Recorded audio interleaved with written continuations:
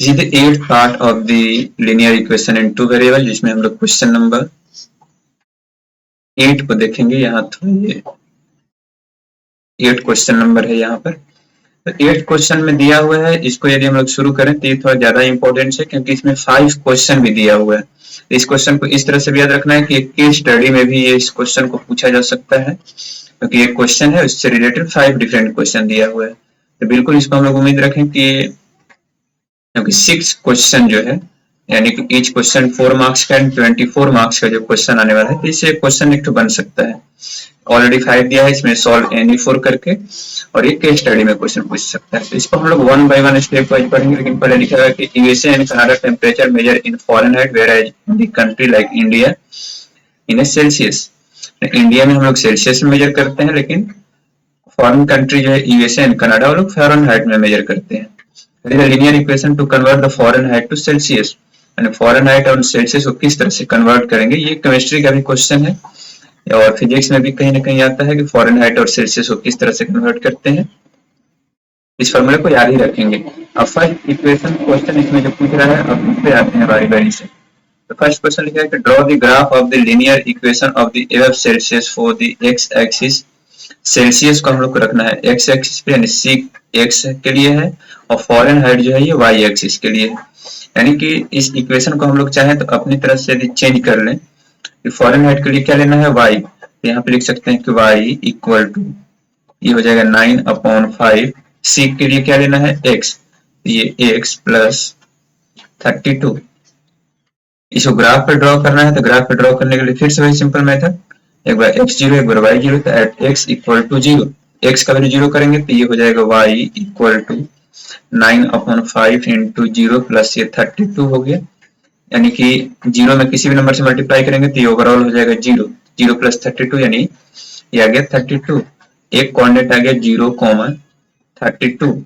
Next time क्या करना है कि y का वैल्यू 0 करना है। तो इस इक्वेशन में यदि y का वैल्यू 0 करें एट y इक्वल टू 0, यहाँ y की जगह 0 रख देंगे, 0 इक्वल टू 9/5 x प्लस 32। 32 को इधर भेज देते हैं तो माइनस 32 इक्वल टू 9/5 x। यहाँ से x का यदि वैल्यू निकालें तो माइनस 32 5 से इसे मल्टीप्लाई हो जाएगा, 9 से डिवाइड हो जाएगा, यानी x का वैल्यू आ जाएगा, इसको मल्टीप्लाई करें 5 to 10 15 and 1 16 अपॉन में 9, यानी x का यदि पॉइंट में वैल्यू निकालें तो ये आ जाएगा 9 1, यहाँ बच जाएगा 70, तो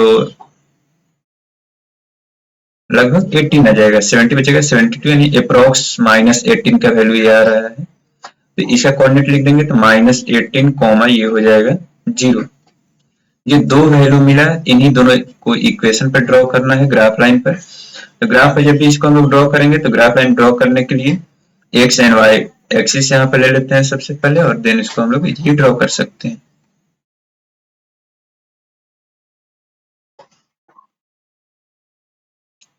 ये वैल्यू हम यहाँ पे मार्क कर लिए। अब इसको क्या करना है, कौन कौन सा वैल्यू यहाँ लेना है उसको एक बार देख लिया जाए।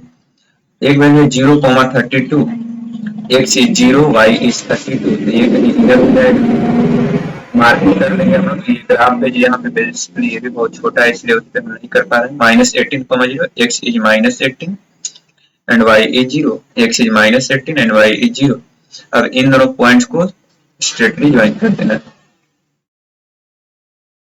ज्वाइन किए, फिर यहाँ पर इक्वेशन हम लोग लिख देंगे फिर से वही कि y equal to 9/5x plus 32। यहाँ पे वैल्यू हम लिख देते हैं कि y equal to 9/5x plus 32। ये हो गया अपना y एक्सिस, ये जो है अपना इधर x एक्सिस, ये हो गया सेंटर 0 0, एंड इधर हम लोग ये स्केलिंग कर दिए कि ये वैल्यू है जो भी है, और ये जो पॉइंट्स दोनों है इसके कोऑर्डिनेट यहाँ पे लिख देंगे। तो फर्स्ट वाला ये था कि इसको ड्रॉ करना है ग्राफ पर। बेसिकली ये था कि जो वैल्यू लिखा हुआ था इसके हिसाब से हम लोग को इसको चेंज कर लेना था, ताकि ड्रॉ करने में आसानी होता, नहीं तो बार बार देखना पड़ता कि सी को x, f को y।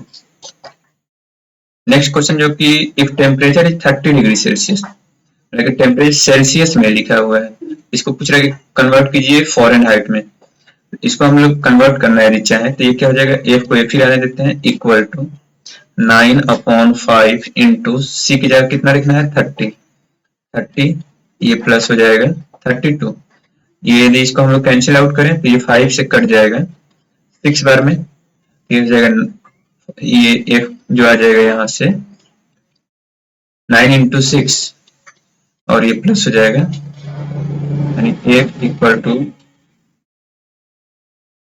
प्लस ये आ जाएगा 32, यानी f इक्वल टू 426,538, यानी इतना फॉरेन हाइट आ गया ये, यानी 30 degree Celsius equal to 86 Fahrenheit. Third question पे है कि if temperature is 95 Fahrenheit then convert in this Celsius. अब इफ की जगह 95 रखना है तो यहाँ पे 95 यदि रख दें इक्वल टू 9/5 c प्लस 32 को पहले इधर भेजते हैं तो 95 माइनस 32 इक्वल टू 9/5 c, ये माइनस कर देंगे तो ये हो जाएगा 3 और 9 में से 6 3 गया, ये हो गया 6 इक्वल टू 9/5 c, यानी c equal to 63, 5 multiply divide है तो मल्टीप्लाई हो जाएगा 9, तो 9 से कट जाएगा 7 बार में, यानी c इक्वल टू हो गया 35 डिग्री सेल्सियस, यानी 95 Fahrenheit equal to 35 degree Celsius. Next question है कि if temperature is 0 at what temperature the Fahrenheit, what is the temperature of Fahrenheit. बोला कि c यदि 0 है तो यहाँ पे लिखते हैं कि f equal to 9/5 into 0 plus 32, यानी कि ये ओवरऑल हो जाएगा 0, तो ये बचेगा कितना, केवल 32, यानी 0 डिग्री सेल्सियस को हम लोग कितने फॉरेनहाइट बोलेंगे, 32 Fahrenheit. If the temperature is 0 Fahrenheit then what is the Celsius. पूछ रहा है, नेक्स्ट में पूछ रहा है, ये फर्स्ट केस हो गया, देन सेकेंड में पूछ रहा है इसी क्वेश्चन में एट f इक्वल टू 0, यहाँ पे लिख सकते हैं कि एट c इक्वल टू 0, ये तो स्टार्टिंग वाला ही वही क्वेश्चन हो गया, उससे भी हम लोग देख सकते हैं, क्योंकि यहाँ पर भी जब हम लोग फर्स्ट इक्वेशन जब ड्रॉ करते इसमें सॉल्व किए थे वही एक बार x एंड y0 किए थे तो ये 32 आ गया, तो अगली बार जो आने वाला है वो -18 के अप्रॉक्स आएगा। यहाँ से भी हम लोग सॉल्व कर सकते हैं, तो यहाँ वैल्यू भी पुट कर सकते हैं, यहाँ यदि वैल्यू हम पुट करें तो ये कुछ इस तरह से आ जाएगा 0 इक्वल टू 9/5 c प्लस 32 को इधर भेजते हैं, यानी c इक्वल टू यहाँ से आ जाएगा -32 इंटू 5/9, यानी c equal to -18 degree Celsius यहाँ पे